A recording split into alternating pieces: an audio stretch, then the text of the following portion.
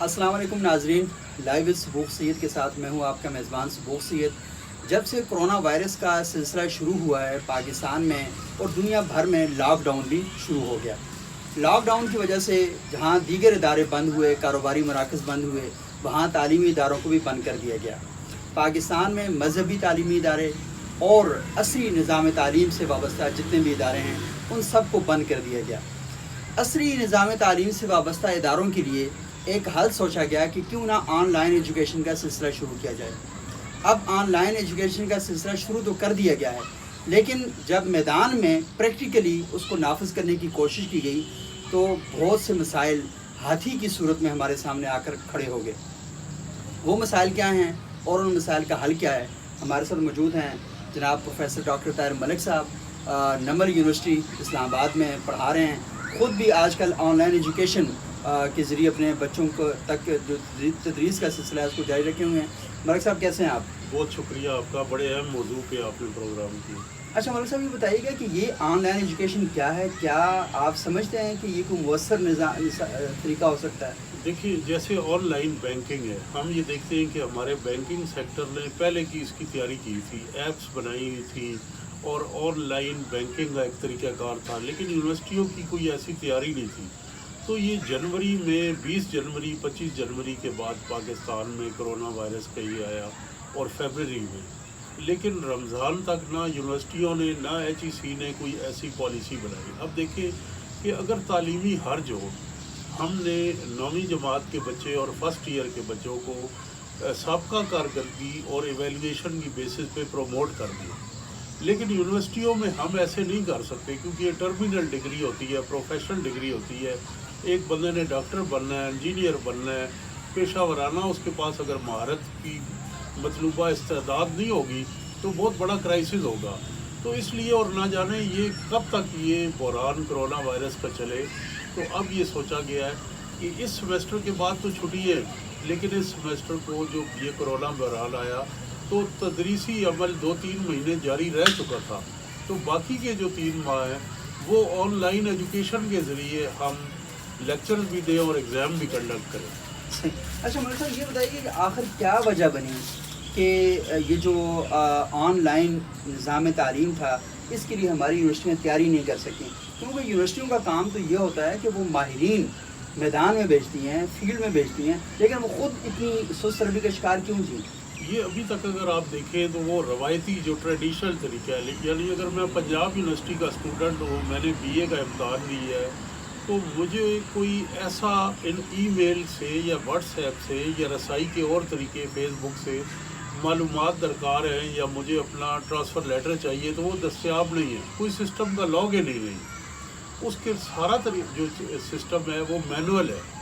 تو یونیورسٹیوں کی اگر آپ دیکھ لیں فیس بک پیجز یا ویب سائٹ، وہ زیادہ تر متحرک ہے ہی نہیں، وہ برائے نام کاغذی کارروائی کی، اور HEC کو دیکھنا چاہیے تھا کہ وہ یونیورسٹییں جو IT اور انفارمیشن ٹیکنالوجی کے حوالے سے اور فیس بک اور سوشل ڈیجیٹل میڈیا سے کنیکٹڈ نہیں ہیں، ان کو وہ تنبیہ کرتے کہ کیپیسٹی بلڈ کریں اگر۔ پھر دوسرا یہ کہ یونیورسٹیوں کے اندر قانوناً جو بڑی یونیورسٹی ہیں پبلک سیکٹر کی، وہاں پہ ریڈیو اسٹوڈیوز بھی ہیں، ان کی بھی حالت یہ ہے کہ انفیکٹو ہے، وہ بوسٹر ہی نہیں انہوں نے لگائے، باقاعدہ پروگرام بھی نہیں ہوتی، سب چیزیں آن پیپر پہ ہیں۔ پھر بہت ساری یونیورسٹیوں نے کو چاہیے تھا کہ وہ چھوٹے اسٹوڈیوز بناتے جہاں پہ وہ ریکارڈ کیے جاتے لیکچر، اور میں سمجھتا ہوں کہ جو ابلاغ عامہ کا شعبہ ہے، میس کمیونیکیشن کا، جرنلزم کا، اس کی بنیادی ریکوائرمنٹ ہے کہ آپ کو پروجیکٹ دینا ہوتا ہے، آپ کو YouTube بلاگنگ کرنی ہوتی ہے، آپ کو ڈیجیٹل میڈیا میں مہارت حاصل کرنی ہوتی ہے۔ تو افسوس سے کہنا پڑ رہا ہے کہ یہ پبلک سیکٹر یونیورسٹی اپنے میس کمیونیکیشن کے اسٹوڈنٹس کے لیے بھی ایسے نیٹ ورکس پلیٹ فارم نہیں بنا سکتی۔ اگر انہوں نے بنائے ہوتے تو پوری یونیورسٹی اس سے مستفید ہوتی۔ اچھا ملک صاحب، یہ آپ کی بات بڑی اہم ہے، لیکن ہم یہ بھی دیکھ رہے ہیں کہ یہ کیسے بنا سکتے ہیں؟ ابھی تو صورتحال یہ ہے کہ جب آن لائن ایجوکیشن کا اعلان کیا گیا تو ٹیچرز کو پتہ ہی نہیں تھا کہ آن لائن ایجوکیشن کلاسیں کیسے لینی ہیں، انہیں جو نئے سافٹ ویئر ہیں ان سے آشنائی نہیں تھی، ان کو سافٹ ویئر استعمال کرنے کا طریقہ ہی نہیں آتا تھا۔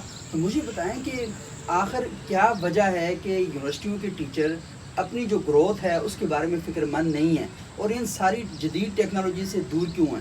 2 سال پہلے ایک بہت بڑے پروفیسر ہیں جو یہودی ہیں، اور ان کی کتاب پچھلے 2-3 سال سے سب سے زیادہ پڑھی گئی، یووال نوح حراری، بالکل ان کی کتاب ہے کہ 21ویں صدی کے 21 اسباق، 21 صحیح، لیسنز آف 21st سینچری. اس میں وہ یہ کہہ رہے ہیں کہ جو معاشرے اپنے کاروبار کو، معیشت کو، طرز معاشرت کو اڈاپٹیبلٹی نہیں کرتے، ٹیکنالوجی کے ساتھ ہم آہنگ نہیں کرتے، اور جو تبدیلیاں دنیا میں رونما ہو رہی ہیں ان کے ساتھ اپڈیٹ نہیں کرتے، تو ان کا علم آبسلیٹ ہو جائے گا. تو ہم نے جو دنیا میں گلوبلائزیشن کے بعد ہمیں ایسے ریسورسز بنانے چاہیے تھے کہ ہم اس سے کرتے، لیکن ہم انتظار میں بیٹھے رہے کہ کوئی کرائسس ہوگا. دوسرا، جب ہم ٹیچرز کا چناؤ کرتے ہیں یونیورسٹی لیول پہ، تو اس کی ہم گریڈز دیکھتے ہیں، سارے کچھ دیکھتے ہیں، لیکن نوجوان ٹیچروں کے چناؤ میں اس پہلو کو، ان کی اس مہارت کو ملوز خاطر نہیں رکھا جاتا. چلے ایک ٹیچر بھرتی ہو کے بھی آ گیا، اس کو کسی طرح کی کوئی ورکشاپ، اس کی آن جاب لرننگ یا ٹریننگ اس کو نہیں کرائی جاتی کہ بھئی یہ جدید چیزیں ہیں، آپ سیکھیں ان سے. اب آپ حیران ہوں گے کہ مجھ سمیت سارے ٹیچرز نے ابھی جا کے اس کرائسس کے دوران گوگل میٹ اپ اور زوم پہ اکاؤنٹ بنائے. ہمارے پاس اسمارٹ فون تھے اور ہم نے متبادل طور پہ آج دن تک وہ بنایا ہی نہیں. یونیورسٹیوں کے پاس اسٹوڈنٹس کا ڈیٹا نہیں تھا، ڈیٹا بیس نہیں تھا کہ ہماری کتنی تعداد ہے، کس ڈپارٹمنٹ میں کتنی اسٹرینتھ ہے. کوئی ایسا سروے نہیں تھا ان کے پاس کہ جی بی کے کتنے اسٹوڈنٹ ہیں ٹوٹل یونیورسٹی میں، فاٹا کے کتنے. دیکھیں آپ کے پاس ایک ڈیٹا آ گیا، اس کو آج کل بگ ڈیٹا کہا جاتا ہے. تو یہ سروے ویسے بھی ضروری ہے. اگر آپ نے ان تک ریاست نے امداد پہنچانی ہے تو وہ یونیورسٹی سے ایچ ای سی پوچھے کہ آپ کے پاس فاٹا کے کتنا اسٹوڈنٹ ہے بلوچستان کا، تو وہ ودن 10 سیکنڈ یا 1 منٹ ان کو رپلائی کر سکے. لیکن روایتی طریقہ کار نے اور پرانے طریقہ کار نے ہمیں ان جدید چیزوں میں کبھی انویسٹ کرنے کا موقع ہی نہیں دیا. اچھا ملک صاحب، ایک اور صورتحال بھی ہے. میں گزشتہ دنوں امریکہ میں تھا تو میں نے دیکھا کہ وہاں ٹیچر کلاس میں جب لیکچر دیتے ہیں تو ان کا وہ لیکچر ریکارڈ ہوتا ہے، اور وہ ریکارڈ ہونے کے بعد جو ہی ان کا لیکچر ختم ہو جاتا ہے وہ اسٹوڈنٹس کے لیے آن لائن اویلیبل ہوتا ہے. اور جو لڑکے اگر کلاس میں شریک نہیں ہو سکے یا لیکچر کو دوبارہ سننا چاہتے ہیں تو وہاں ڈیٹا بینک میں جاتے ہیں اور وہاں سے لیکچر کو جا کے سن لیتے ہیں. بالکل، پاکستان میں صورتحال ہی نہیں ہے ایسی. آپ نے بڑی اچھی بات کی کہ میں کورس پڑھا رہا تھا پولیٹیکل فلاسفی، تو میں نے یہ لیکچر سنے امریکہ کی یونیورسٹیوں میں. آپ یہ دیکھیں کہ صرف ان اسٹوڈنٹ کو نہیں، میرے جیسے جو ٹیچر ہیں انہیں بھی اس سے رہنمائی ملی. دوسرا یہ کہ جب آپ ریکال کرتا ہے ایک اسٹوڈنٹ کہ مجھے دن کو کیا پڑھایا ہے، تو اگر اسے ریکارڈڈ چیز میں ہے تو پوری کنسنٹریشن سے اگر اس کے پاس کوئی چیز مس ہوئی ہے. اور تیسرا پہلو یہ بھی ہے کہ غیر رسمی تعلیم، ایک بچہ جو کسی وجہ سے یہ علم حاصل نہیں کر سکتا، علم کی پہلی شرط ہے کہ نالج شیئر کی جائے. آپ حیران ہوں گے ہماری کوئی بھی لائبریری پبلک سیکٹر کی ای لائبریری نہیں ہے، ریسورس ہی نہیں ہے کہ ہم جو لائبریری ان دنوں بند ہیں تو ہر اسٹوڈنٹ کے پاس ایک کوڈ ہو اور وہ یونیورسٹی کی لائبریری میں ایکسیس کر سکے. تیسرا جو بھی یہ اسٹوڈنٹ کی بڑی بر وقت شکایات ہے، نہ یہ ایچ ای سی اور نہ ہماری حکومت، نہ سیاسی پارٹیاں ان کو سننے کے لیے تیار نہیں. اب کل ایک اسٹوڈنٹ نے مجھے ایک بل بھیجا ہے جس کے اندر اس کے 1 مہینے کا جو وائی فائی پیکیج ہے اس میں 850 روپے کا اس کا ٹیکس تھا. تو دیکھیں جہاں ہم چینی والے کو سبسڈی دے رہے ہیں، جہاں ہم پاور سیکٹرز کو اربوں روپے کی سبسڈی دے رہے ہیں، جہاں ہم پولٹری کی صنعت کو ہر کو دے رہے ہیں، تو وہ طالب علم جو گھر سے پاکٹ منی لیتے ہیں، چھٹیاں یونیورسٹی بند ہے، ان کو حکومت کو نہیں چاہیے کہ وہ پی ٹی اے کو کہیں کہ اسٹوڈنٹ پیکیج وداؤٹ ٹیکس ہو. جو بچہ یونیورسٹی میں جس کا داخلہ ہے اس کی وائی فائی کا جو بل ہے اس میں حکومت کو ٹیکس نہیں لینا چاہیے. اس کورونا کے دوران دنیا کے بہت سارے ملکوں میں ایسا ہوا ہے کہ وہ فری وائی فائی کنیکشن دے رہے ہیں. صحیح، کہ تعلیم معاف کر دیے گئے ہیں پوری دنیا کر دیے گئے. پھر دوسرا اس کا پہلو یہ دیکھیں کہ اسکولوں کی سطح پہ ہم نے 20% کم کرنے کا فیس نوٹیفیکیشن کی ہے، تو یونیورسٹیاں کوئی 120 دن سے بند ہیں، نہ ٹرانسپورٹ چل رہی ہے، نہ ہاسٹل بند ہے، نہ رننگ کاسٹ ہے، نہ جنریٹر ہے. تو یونیورسٹیاں بھی 20% رعایت دے سکتی ہیں جو کہ نہیں دے رہی. اور اس طرح کے پھر تیسرا ایشو ہے وائی فائی کنیکٹیوٹی کا. وزیر اعظم کی مشیر ہے ڈیجیٹل پاکستان کا، ان کا دعویٰ ہے ثانیہ اندروز لیکن آپ یقین کریں کہ آپ کے گاؤں میں بھی وہ موبائل فون کا کنیکشن اتنا فریکوینٹ نہیں ہوگا. جی پی میں، سندھ میں، بلوچستان میں، فاٹا میں وائی فائی کنیکٹیوٹی میں شدید مشکلات ہے. ملک صاحب میں تو دیکھ رہا ہوں کہ جو بچے اپنے گھروں کو واپس گئے ہیں، کیونکہ پاکستان میں کوئی 180-85 سے زیادہ یونیورسٹیز ہیں، تو وہ نوجوان اپنے گھروں کو دیہی علاقوں میں واپس چلے گئے ہیں. وہاں پر انٹرنیٹ کنیکشن ہی نہیں ہے. وہ کہتے ہیں ہم کلاس کیسے لیں، کیونکہ جب نیٹ کنیکشن ہی وہاں پر نہیں آئے گا، وائی فائی کی سہولتیں میسر نہیں ہوگی، وہ کیسے وہاں پر کلاس لے یہ سکتے ایسے ہیں؟ ہوگا. اور میں سمجھتا ہوں کہ بیسک رائٹ ہے. دیکھیں ہم کشمیر میں آواز اٹھاتے ہیں کہ انڈیا نے لاک ڈاؤن میں انٹرنیٹ پہ پابندی لگا رکھی ہے، اور جو بیرون ملک مقیم کشمیری ہیں وہ شدید کرب کا اظہار کرتے ہیں. صحیح. تو یہاں ایک تعلیم کے علاوہ اور بہت ساری چیزیں ہیں. اگر میں اس ملک کا شہری ہوں اور میں نے احساس پروگرام میں ایس ایم ایس کرنا ہے اور میرے پاس وہاں موبائل فون کی کوریج اور نہیں ہے، صحیح. اگر میں نے کسی اور حکومتی اسکیم میں رجسٹر کرنا ہے، اگر میں نے آن لائن بینکنگ کرنی، تو یہ ریاست کا میں سمجھتا ہوں کہ اب وقت آ گیا ہے کہ جو ڈیجیٹل رائٹس ہیں وہ بنیادی انسانی حقوق تصور ہونے چاہیے. صحیح. وہ تعلیم کے، صحت کے اور ریاست اور شہریوں کے مابین ایک انتہائی بنیادی حق ہے. تو جن ملک صاحب اس میں تو فائدہ خود حکومت کا ہے کہ حکومت کے پاس بڑی آسانی کے ساتھ سارا ڈیٹا آ سکتا ہے، کیونکہ جہاں پر وہ لوگوں کو بھجواتے ہیں، ایک ایک بندہ اپنے وجود کے ساتھ جا کر وہاں جا کے چیزوں کو کلیکٹ کرتا ہے. جب آپ پاس انٹرنیٹ ہوگا، موبائل کی نیٹ ورک وہاں پہ کام کر رہا ہوگا، تو آٹومیٹیکلی آپ کا جو ایکسیس ہے، حکومت کا ایکسیس لوگوں تک چلا جائے گا. یہ تو حکومت کا فائدہ ہے اس میں. آپ نے بہت اچھا پرسپیکٹو دیا. دیکھیے حکومت جو ہے اس کا پہلی کوشش یہ ہوتی ہے کہ کسی بھی مہذب ریاست کی کہ وہ رسائی کرے شہریوں. صحیح. وہ رابطہ کیسے ہوگا؟ وہ رابطہ براہ راست ہو، مڈل مین کے ذریعے نہ ہو. تو اس میں حکومت کا فائدہ ہے کہ وہ شہریوں تک اس کی ریچ ڈائریکٹلی ہو. صحیح. اور دوسرا پہلو یہ بھی ہے کہ اس میں گورنمنٹ کے ریونیو میں بھی اضافہ ہوگا. جب وہاں انٹرنیٹ کی کوریج ہوگی، موبائل فون کمپنیز ٹیلی کام بزنس کریں گی، انٹرنیٹ سروس پرووائڈ کرے گی، تو ریونیو جنریٹ ہوگا. صحیح. تو ایک طرف ہم کاروبار میں فروغ کا دعویٰ کر رہے ہیں، بزنس فرینڈلی انوائرمنٹ کر رہے ہیں، دوسری طرف ہم نے انٹرنیٹ کو بڑے شہروں تک محدود رکھا ہوا ہے. بالکل. تو یہ بڑی زیادتی ہے میں سمجھتا ہوں. اور ہماری جو نوجوان نسل ہے، اس کے پوٹینشیل میں اگر کوئی حکومت انویسٹ کرنا چاہتی ہے تو اس کا سب سے مؤثر ذریعہ یہ ہے کہ ان کے ڈیجیٹل رائٹس کے لیے وہ آسانیاں پیدا کرے. اور ہمارے ساتھ دوسری اہم بات یہ بھی ہے کہ خود یہ جو حکومت ہے یہ دعویٰ کرتی ہے کہ یہ نوجوانوں کے حقوق کے لیے سامنے آئی ہے، اور یہ حکومت یہ دعویٰ بھی کرتی ہے کہ اس نے دیکھے نا جو کرپشن فری پاکستان ہے وہ آن لائن ساری چیزیں اس کے لیے رکھی ہوئی ہیں. اچھا کوئی شکایت لگانی ہے، سٹیزن پورٹل جو ہے وہ انٹرنیٹ کے بغیر کیسے چل سکے گا، احساس پروگرام ہے وہ انٹرنیٹ کے بغیر کیسے چل سکے گا. یعنی حکومت سارے پروجیکٹ وہ دے رہی ہے جو براہ راست انٹرنیٹ کے ساتھ جڑے ہوئے ہیں، اور انٹرنیٹ پاکستان کے کئی علاقوں میں ہے نہیں ہے، اور جن علاقوں میں ہے وہاں پر اتنا مہنگا ہے کہ اسٹوڈنٹ اور غریب طبقہ اس کو افورڈ ہی نہیں کر سکتا. یہ آپ کی بڑا اچھا سوال ہے کہ اس بجٹ میں ای گورننس کے لیے رقم مختص کی گئی ہے، خطیر رقم. صحیح. اور اس حکومت کا مین دعویٰ یہ ہے کہ ہم نوجوانوں کی پوٹینشیل اور سپورٹ سے برسر اقتدار آئے.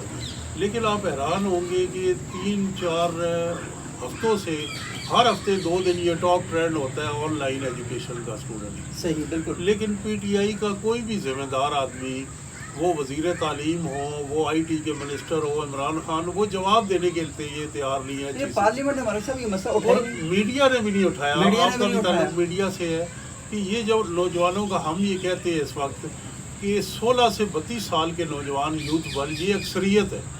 تو جمہوریت میں اگر اکثریت کی آواز سننا ہمیں گوارا نہیں. ہم نے کانوں میں ہماری اشرافیہ نے انگلیاں ٹھوسی ہوئی ہیں اور ان کو ہم ان کے رائٹس دینے کے لیے تیار نہیں. ان کے ایشوز تو پھر یہ جمہوریت کے لیے تو بہت بڑا یہ ایک چیلنج ہے. بالکل. وائس چانسلر اسٹوڈنٹس کی بات سننے کے لیے تیار نہیں ہے. ہائر ایجوکیشن کمیشن کے سامنے مظاہرہ کیا طلبہ نے. وائس چانسلر وہ چیئرمین ہائر ایجوکیشن کمیشن صاحب کو اتنی توفیق نہیں ہوئی کہ ان کے دروازے پر طالب علم آئے ہوئے ہیں، ملک کا مستقبل سامنے کھڑا ہوا ہے. آپ کم از کم آ کے ان سے 2 منٹ بات تو کر لیں، ان کو یقین دہانی تو کر دیں. پولیس والے ان کے ساتھ جا کے مذاکرات کر رہے ہیں. یہ آپ کی بات ٹھیک ہے. بیوروکریسی کا ایک رویہ ہے کہ جس کے بارے میں پالیسی بنتی ہے اس کو کسی خاطر میں ہی نہیں لایا جاتا اور اس کے مسائل کا اندازہ نہیں ہوتا. تو سب سے مظلوم طبقہ اس وقت اسٹوڈنٹ ہے. میں خود ٹیچر ہوں اور میری کمیونٹی کے لوگ اسٹوڈنٹ رائٹس کے خلاف ہے. دیکھیے مہذب دنیا میں یونیورسٹی کا ماڈل آپ اسٹڈی کر لیں، ڈیموکریٹک گورننس ماڈرن یونیورسٹیز کی یہ ہے کہ طالب علموں کے نمائندوں کی نمائندگی ہوتی ہے یونیورسٹی کے ہر بورڈ میں. اگر یونیورسٹی کی فیس کتنی بڑھے گی، جب تک یونیورسٹی کے طلباء اس پہ ایگری نہیں کرتے نہیں ہوتی. کھانے کا معیار کیسا ہوگا، ٹرانسپورٹ اور ہاسٹل کی سہولیات کیسے ہوں گی. اس کے علاوہ دیکھیے ہمارے جو طلباء ہیں ان کو بعض کیسز میں وکٹمائزیشن کا بھی سامنا کرنا پڑتا ہے، ان کو تعصب کا بھی سامنا کرنا پڑتا ہے، ان کو جنسی ہراسگی یعنی سیکچول ہراسمنٹ کا، فزیکل ہراسمنٹ کا بھی سامنا کرنا پڑتا ہے. کوئی فورم ہی موجود نہیں. آج ہماری یونیورسٹیوں میں ٹیچرز کی یونین ہے، ایڈمنسٹریشن کی یونین ہے، لیکن اسٹوڈنٹس کی یونین نہیں. جن کے لیے یونیورسٹیاں بنی ہیں. اچھا، تو اس کے لیے بڑا ایزیلی دیکھیں جی، ان کو اگر آپ اجازت دیں گے تو معیار تعلیم نہیں رہے گا. تو میرا یہ سوال ہے کہ ہارورڈ، کیمبرج، آکسفورڈ، دنیا کی جو بڑی 100 یونیورسٹی ہیں، وہاں الیکٹڈ اسٹوڈنٹ یونین آفس کیوں ہے؟ ہر سال اور الیکشن پاکستان کے جو بڑے لوگ ہیں، عمران خان صاحب ہو گئے، بینظیر بھٹو صاحب، یہ تو خود وہاں یونین کے میں ایکٹیو رہے. تو اس پہ میں اور آپ کیونکہ خود ہم زمانۂ طالب علمی میں اسٹوڈنٹ پالیٹکس میں شریک ہوتے رہے، تو میں کہوں گا کہ کسی دن اس پہ ہم نے ایک فل فلیج جی پروگرام. بالکل ملک صاحب، بہت شکریہ آپ کا. اور یہ آن لائن ایجوکیشن بڑا اہم مسئلہ تھا، اور اس مسئلے کو بالکل فوکس نہیں کیا جا رہا، نہ پارلیمان میں، نہ میڈیا پر، اور نہ ہی تعلیمی اداروں کے اندر اس پر بات ہو رہی ہے. اس سے بڑا جھوٹ کوئی نہیں ہے کہ پاکستان تعلیم کے حوالے سے سنجیدگی کا کوئی مظاہرہ کر رہا ہے. اس سے بڑا جھوٹ کوئی نہیں ہے کہ ہم اپنی نسل کے بارے میں جب یہ بات کرتے ہیں کہ یہ مستقبل کے معمار ہیں، یہ مستقبل کا اثاثہ ہیں. اس سے بڑا جھوٹ کیوں نہیں ہے؟ اور یہی وہ بنیادی وجہ ہے کہ آج پورا پاکستان پاؤں پہ پاؤں رکھے ہوئے اور ہاتھوں پہ ہاتھ رکھے ہوئے اس بارے میں غور کر رہا ہے کہ کب یورپ سے کرونا وائرس کی ویکسین آئے گی اور پھر ہم اس کو لیں گے اور کرونا وائرس یہاں سے چلا جائے گا. ان کی یونیورسٹیاں اتنی بانجھ ہیں، اس کی بنیادی وجہ یہ ہے کہ یونیورسٹی کے اندر پڑھانے والا بھی بانجھ ہے، یونیورسٹی کی انتظامیہ جو ہے وہ بھی بانجھ ہے، اور جس نے ان یونیورسٹیز کے بارے میں کوئی ڈیسیژن کرنا ہے، کوئی لا بنانا ہے، وہ بھی بانجھ ہیں. جس معاشرے میں اتنی بڑی تعداد میں بانجھ لوگ موجود ہوں، وہاں پر کوئی اچھی فصل پیدا نہیں ہو سکتی. بہت شکریہ.